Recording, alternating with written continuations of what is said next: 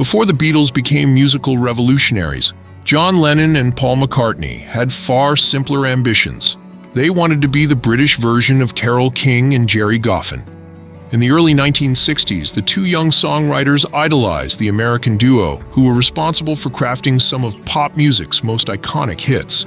Carole King wasn't originally known for her voice or stage presence, but for her brilliance behind the scenes.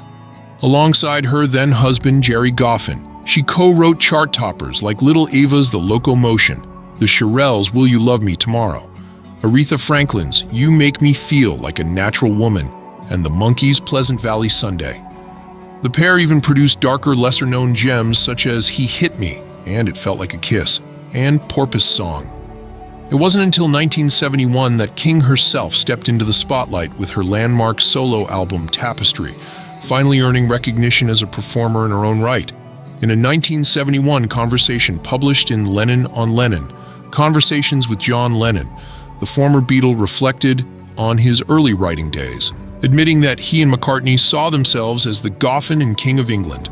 Back then, Lennon said their focus was on crafting catchy tunes, songs that fit neatly into the world of pop, not necessarily ones that delved into raw emotion or real-life struggle.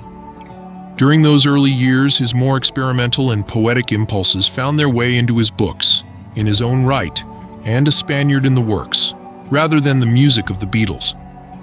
But everything changed when John discovered Bob Dylan. Dylan's raw, lyrical honesty completely reshaped Lennon's perspective. From that moment, he began to see songwriting not just as a way to entertain, but as a vehicle for truth and personal expression. No longer content to write bubblegum pop, he started crafting songs with meaning, depth, and bite, ushering in the era of the Beatles' most introspective and groundbreaking work. Still, Lennon's early view of Carole King underestimated her artistry. While he admired her pop sensibilities, he failed to recognize the emotional power and sophistication behind her music. Songs like Will You Love Me Tomorrow and Natural Woman were anything but shallow. They were intimate reflections of love, vulnerability, and identity. Even Pleasant Valley Sunday took aim at suburban conformity with biting social commentary, while He Hit Me, and It Felt Like a Kiss, remains as disturbing and provocative today as it was in the 1960s. In the end, John Lennon wanted to emulate Carole King, but he didn't fully grasp how complex her work truly was. Ironically, as he evolved beyond pop conventions, Lennon began embracing the very depth and honesty that had always been present in King's songs. Both artists, in their own ways, turned popular music into something timeless and deeply human.